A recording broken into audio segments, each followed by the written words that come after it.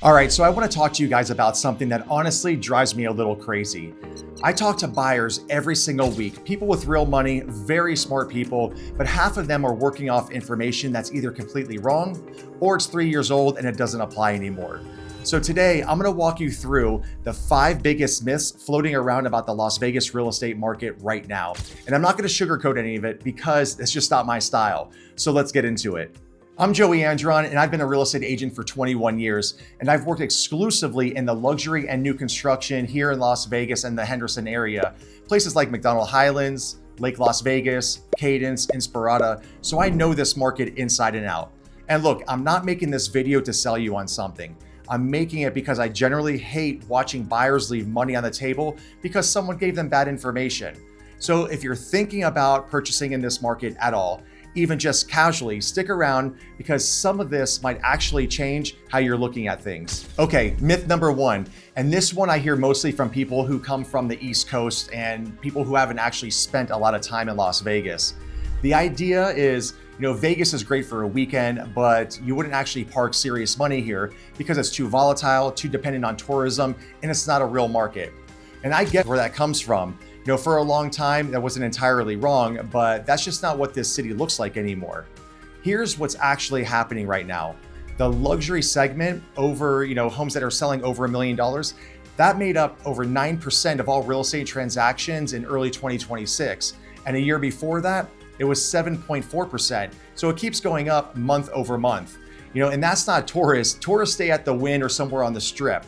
That's people relocating here with serious money and planting the flag here permanently. And the numbers back it up. The record sale in this city was $35 million set at the Summit Club earlier this year, and a condo sold for $21 million. So for context, a $7 million property, let's say at McDonald Highlands in Henderson, that same property in Newport Beach is north of $15 million. You get incredible views, same privacy, same square footage, sometimes even nicer finishes for half the price.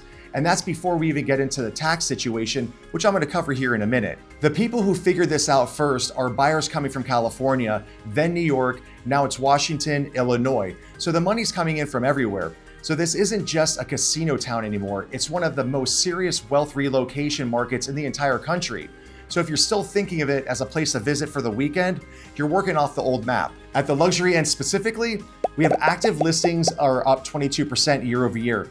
That's more options for buyers to choose from, more breathing room. It's a healthy sign, not a warning. I hear this one constantly, and I want to address it honestly because I think people deserve a straight answer. Yes, this market crashed hard in '08. I was here for it. I watched it happen. I knew agents who could not pay their bills.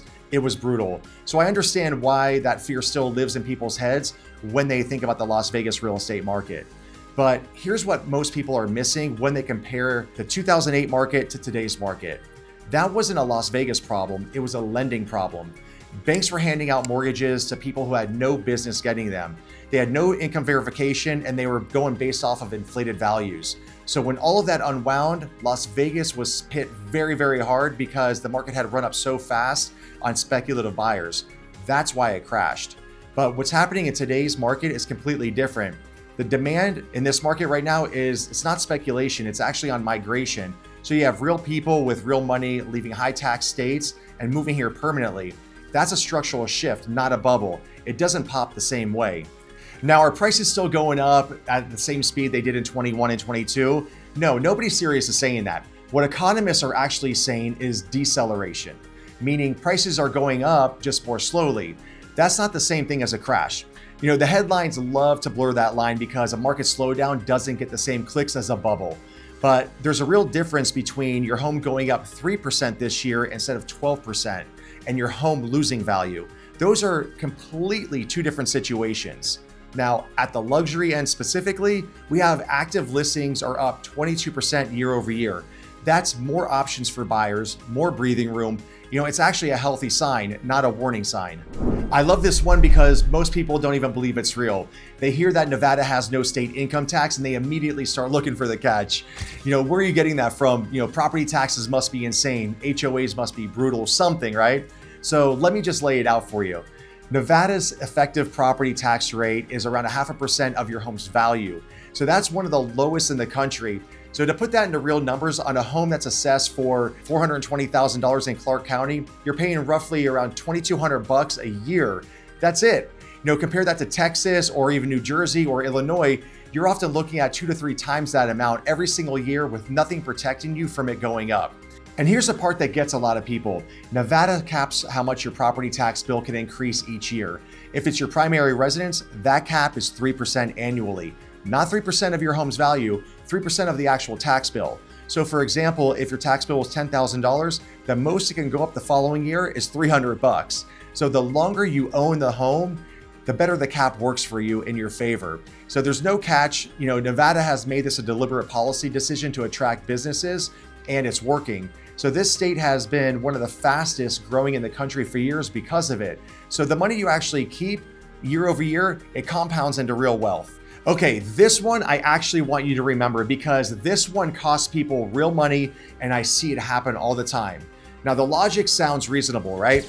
If you walk into a builder sales office without representation, if you don't have an agent, they don't have to pay a buyer's agent commission. So they're going to pass that savings along to you, right? You're going to get a better price, better deal, what have you. Well, that's not how it works. Not even a little bit.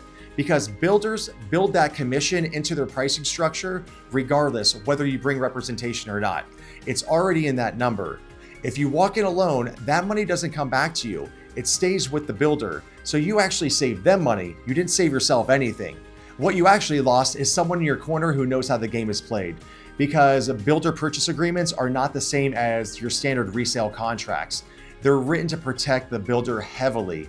You have upgrade pricing sheets, the lot premiums, the change order process, the construction agenda. There are 100 places in the new construction deal where you can get caught off guard if you don't know what you're looking for. I've seen buyers come to me after they've already signed, telling me about costs at closing they didn't see coming. And the frustrating thing is having your own representation in new construction doesn't cost you extra because the price doesn't change. You're not adding an extra fee. The whole purpose of it is to make sure that you have somebody working for you instead of against you, right? Because once you go into that sales office, you have an entire sales team whose job is to make sure that they are maximizing the builder's profit margin. So if you can, go in with your own agent because it doesn't cost you anything. It just adds you that extra layer of protection. All right, last one. And this one I hear from people who've been so afraid of making a mistake that they've been sitting on the sidelines for 2 years. The idea is prices ran up so fast that you missed the opportunity. Now homes are overpriced. Now you're questioning, should I wait? Well, here's the reality.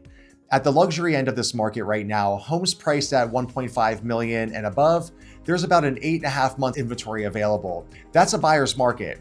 Not a little bit, that's a real genuine buyer's market. So buyers right now have leverage to negotiate and sellers are now open to having that conversation. Compare that to the entry-level home under $500,000 where supply is under 3 months and it's still competitive. The higher you go in price in this market right now, the more room you have to move. That's just the reality of it, okay? On top of that, mortgage rates have come down a bit from where they were in late 2025. Nothing dramatic, but meaningful on a large purchase. The people who kept waiting for that perfect moment in 2022, they're still waiting. The market didn't crash, it just normalized. And right now, at the top end, you got more inventory, more negotiating room, and better leverage than buyers have had in years. There's never a perfect time. If you're thinking about this market seriously, whether that's buying, relocating, or you just want to understand what your money actually gets you here, reach out to me directly. All my contact information is below. Until next time, I'll see you on the next video.